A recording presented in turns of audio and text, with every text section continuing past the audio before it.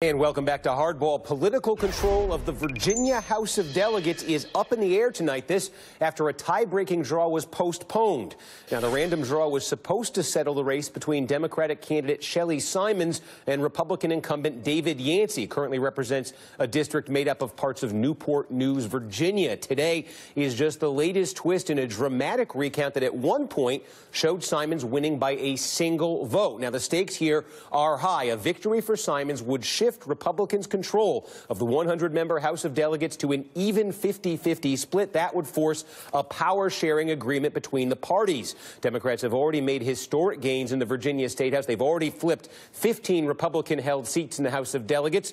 At issue is this single ballot in which a voter selected both the Democrat and the Republican candidate. Originally, it was tossed. A three-judge panel allowed it to be counted, though, for Yancey because there was a cross in the bubble for Simons. Simons is asking the court to throw out that ballot, saying her opponent did not properly follow recount rules. The court is not set to hear the arguments today. If they do hear the case, which is unclear, they could do it later this week or even next week. For the latest on this, I'm joined by the Democratic candidate in this race, Shelly Simons. Shelly, thank you for taking a few minutes. So, well, look, the stakes here are high. You got a Democratic governor coming in. If you win this race, Democrats have a piece of that legislature, and they can move an agenda here. If you don't win this race, you could gridlock in Richmond. So those are the stakes. We put the ballot up on the screen. The Republican argument here, and the one that this three-judge panel accepted, is, okay, there's a cross-out of your name. There's a cross-out through the bubble. That's the voter saying, no, I didn't mean to fill that one in. Count the Republican. What do you say to that?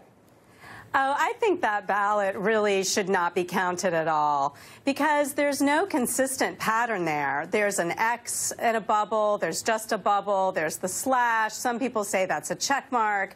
So I really think it's a classic example of an overvote, which should not be counted. So where does this go for you if this is counted? Because the initial ruling from these judges was that's it. That's a Republican vote. We got a tie. We got to have a random drawing. That's how this is going to be decided. If you're not able to get this ballot tossed, do you go to a random draw, or do you try to go find some ballots and say, hey, maybe you want to take a look at these too? Well, I think the options right now before us include what we've already done, which is asking the judges to reconsider their decision. There are a lot of reasons for them to reconsider this. We feel the integrity of the entire recount system is at stake because what we're going to end up with is this downward spiral of challenging every single ballot up to judges. And, you know, I think the citizens in a recount should be the one deciding on these ballots through the recount process, not just giving everything over to the judges to decide. Well, if you're successful, if you're not successful, though, this goes to a random drawing. Are you ultimately satisfied that that would be a fair? I mean, I'm trying to think. It seems a strange way to seat somebody, but then I'm thinking if you've got a tie, if you've got something that's been declared a tie, how else do you break it?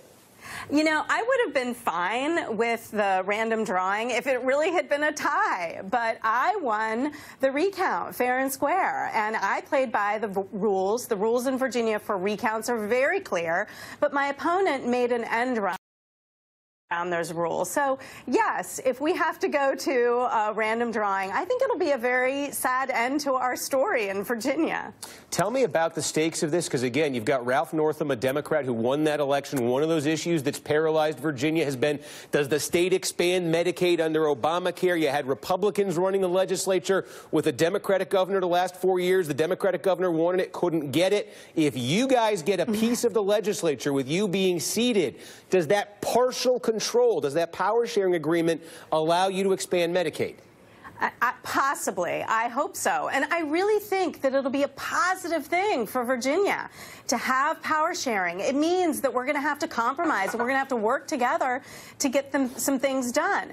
The way the system is right now in Virginia, many good ideas have died in these subcommittees that are controlled by the Republicans. So we're going to be able to get things out of subcommittee that have never been voted on in the House. And I'll give you an example. The Equal Rights Amendment has been stuck in the Privileges and Election Committee for a decade. We're going to be able to have a full and fair vote on that. The Equal Rights Amendment was something my grandmother was working on in the 1920s. So yes, the stakes are very high for all of